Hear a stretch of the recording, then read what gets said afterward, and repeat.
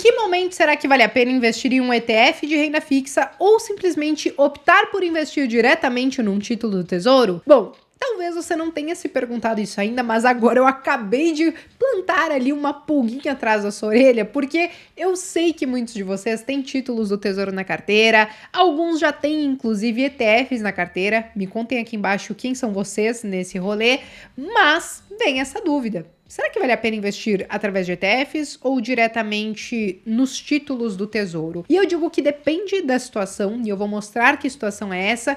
E o porquê que eu vou fazer isso, gente? Porque nós tivemos alterações recentes na carteira do canal, depois que o XMOL11 foi incorporado ao BOVX11. E aí, no último episódio da carteira aqui do canal, eu falei pra vocês, olha, gente, eu quero ter 3 ETFs na carteira para explorar pelo menos 3 mercados diferentes, mas como o XMOL11, que replicava o índice de Small Caps, foi incorporado no BOVX11, então, basicamente, o que nós tivemos na carteira foi mais da metade da carteira com o BOVX11, que replica o nosso índice Bovespa, e um tiquinho ali da carteira com o BIVB39, que é o BDR de ETF que replica o S&P 500. Então a gente tem essa exposição ao mercado americano. E aí eu falei, olha, quero trazer mais algum ETF para continuar com aqueles 3, né?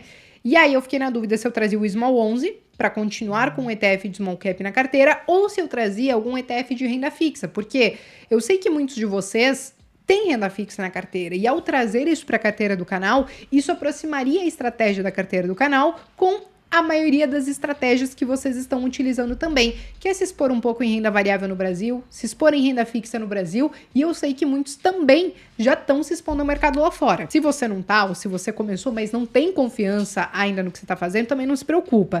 Nós temos o Jornada Global, que é uma trilha de aulas ali completíssimas que vai te ensinar desde a como se portar no mercado lá fora, como analisar os ativos lá fora, a parte tributária, e para você entrar então nesse curso de Jornada Global, basta você ou escanear o QR Code que aparece na tela ou entrar no link que está aqui embaixo na descrição para vocês. Mas o ponto é, nós queremos ter pelo menos 3 ETFs na carteira para explorar mercados diferentes. E aí eu acabei optando por trazer o IMAB 11, né?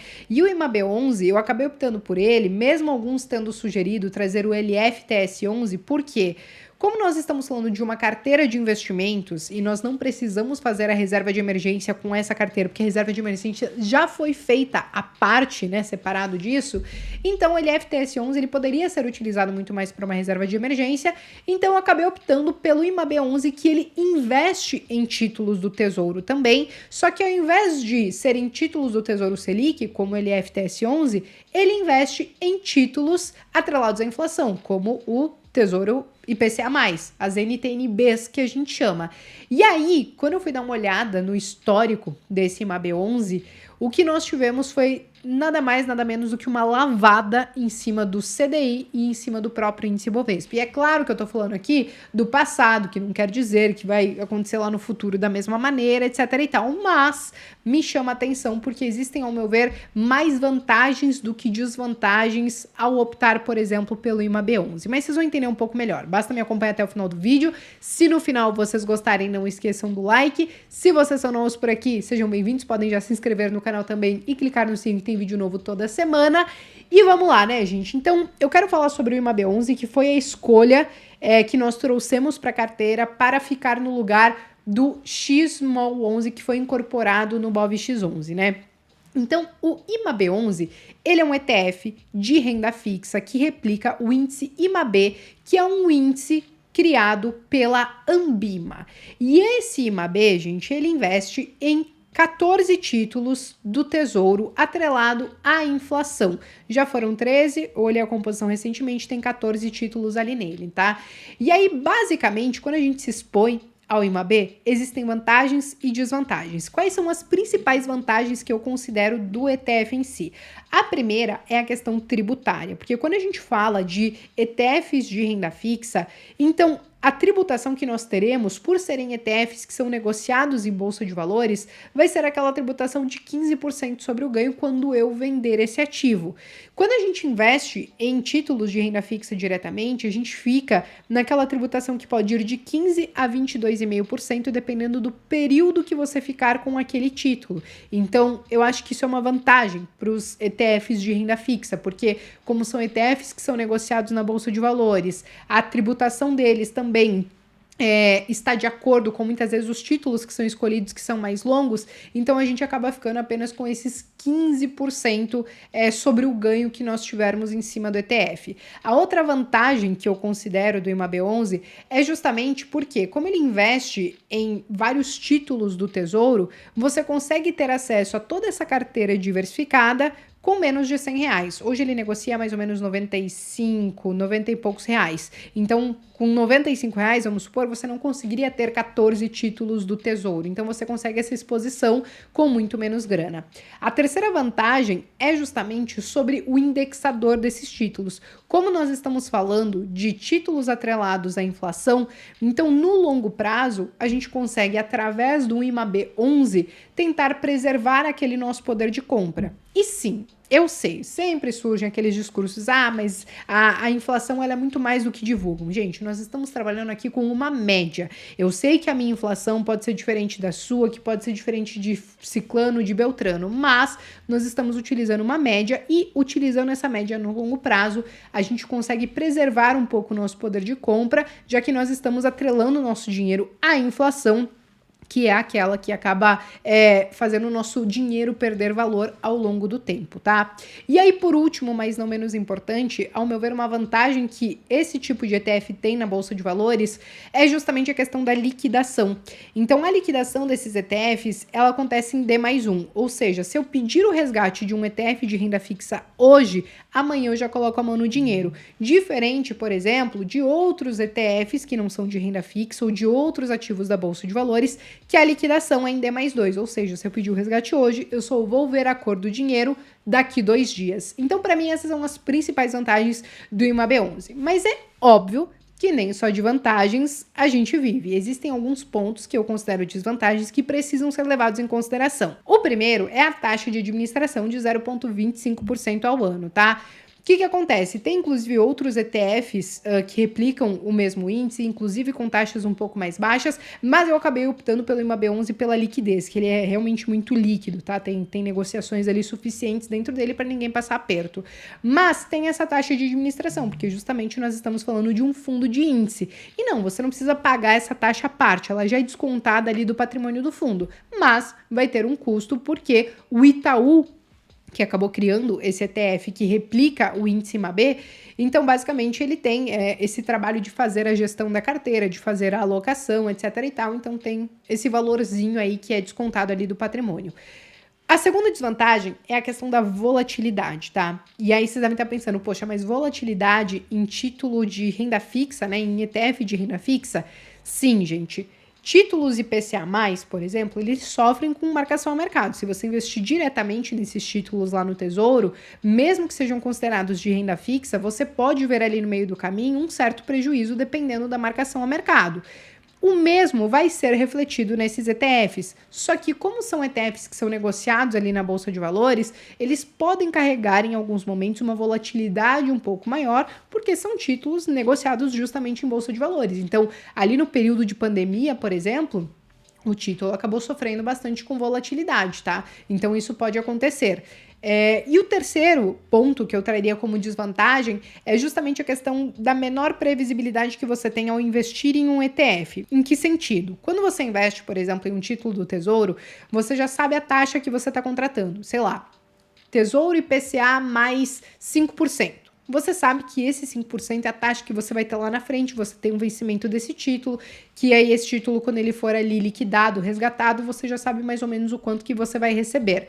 Quando a gente fala de um ETF que tem vários títulos ali dentro e que esse ETF ele não vence porque esses títulos eles vão sendo reciclados e substituídos ali dentro por novos títulos do Tesouro, claro, todos atrelados à inflação, então você não sabe, você não consegue mensurar lá na frente o quanto você vai ter, porque esses títulos eles vão mudando, porque esse ETF não tem vencimento, as taxas elas são variadas, porque hoje você está falando ali de um ETF que tem 13, 14 títulos dentro dele, então essa previsibilidade lá na frente ela é um pouco menor, mas ainda assim nós estamos falando de um título de renda fixa.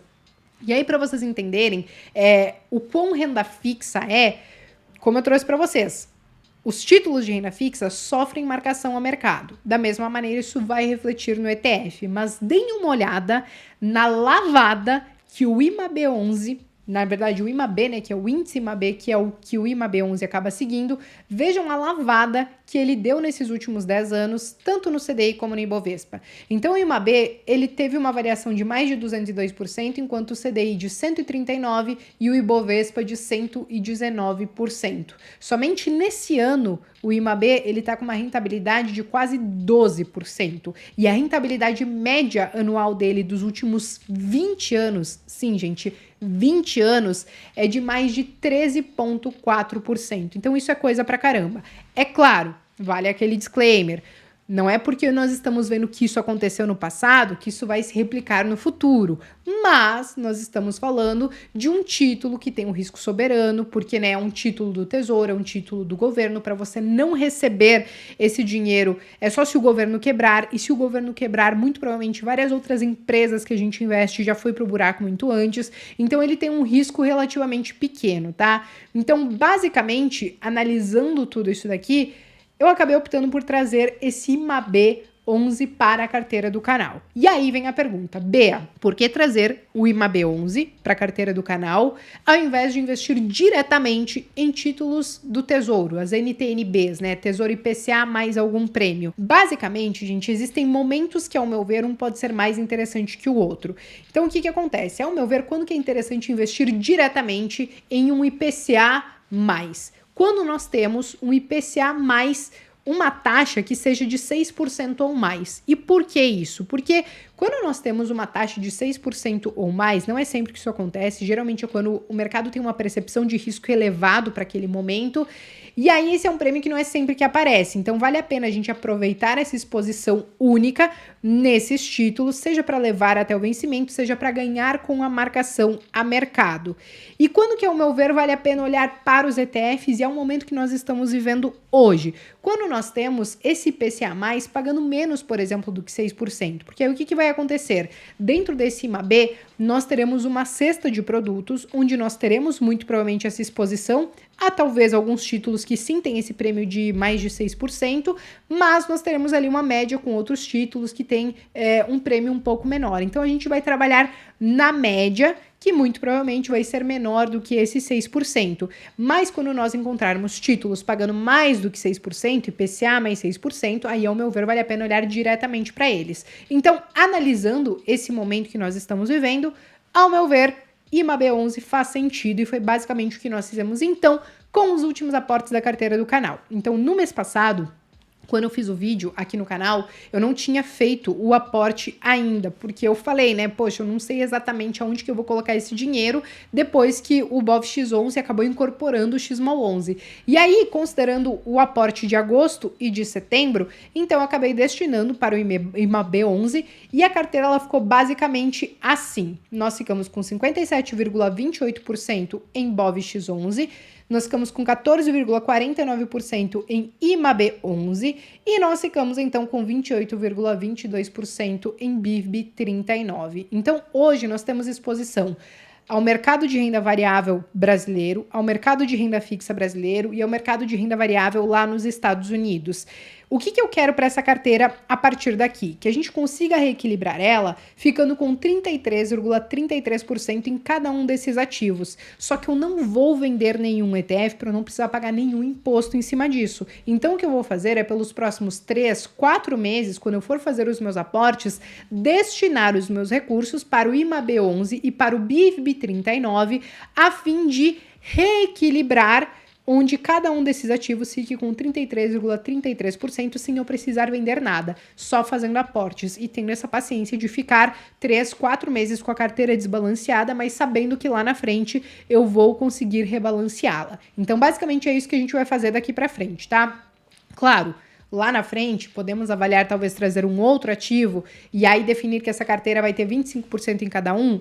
Sim. Ficando com 4 ativos, por exemplo? Sim. Mas por hora nós vamos trabalhar com esses 3 ativos na carteira, que ao meu ver me agradam. E aí, para vocês entenderem também o porquê me agrada, a gente tem que analisar até o histórico da carteira e a rentabilidade que ela está conseguindo ter hoje, tá? Então, desde o início da carteira, nós tivemos uma rentabilidade de 19,71%, enquanto o CDI teve uma rentabilidade de 16%, ou seja, nós estamos acima do CDI, e o índice Bovespa de 20,52%. Nesse ano de 2023 até setembro agora, nós temos uma rentabilidade acumulada de 10,60%, o que, ao meu ver, é muito interessante, principalmente considerando que essa é uma estratégia muito simples que economiza muito tempo. Você não precisa ficar gastando dias, semanas, meses estudando ações e fazendo aquele stock picking. Você escolhe alguns ETFs em setores, né, classes de ativos que você gosta, faz essa composição e em poucos minutos por mês você faz a gestão dessa carteira, faz os seus aportes e faz o acompanhamento. É claro, se você faz o acompanhamento, por exemplo, pelo Trademap, que nem eu faço, é muito mais rápido, né, porque você já sinca ali a conta da corretora ou você faz os lançamentos manuais como eu faço, você não precisa ficar lançando tudo em Excel. Mas é uma estratégia de poucos minutos que, ao meu ver, por ser uma estratégia que economiza tempo e você já está diversificado desde o início, teve uma rentabilidade, ao meu ver, que foi até acima do que eu esperava, porque nós conseguimos, inclusive, superar o CDI sem ter muito trabalho, beleza? Então nós vamos seguir colocando em prática essa estratégia. Se você, aí eu sei que vai ter gente que vai perguntar, tá, Bea? Se você quiser fazer a gestão da sua carteira pelo Trademap, você consegue também. Você tem a versão gratuita dele, mas se você quiser alguma versão paga, você pode utilizar o meu cupom BA10, que você consegue 10% de desconto em qualquer uma das assinaturas. Mas sim, gente, ao meu ver, é uma estratégia que tem funcionado, é uma estratégia que o Warren Buffett, né, ele sempre defendeu que para a maioria dos investidores é a estratégia que serviria, e sim, como eu disse para vocês, eu sei que ele fala muito do mercado americano, mas nós estamos testando no mercado brasileiro para ver se isso se replica aqui também, e até o momento nós temos sido relativamente efetivos, beleza? Bom, acho que era isso por hoje, mas se vocês tiverem qualquer comentário, qualquer dúvida, qualquer sugestão, podem escrever aqui nos comentários. Eu me despeço por aqui, mas vejo vocês então no próximo vídeo.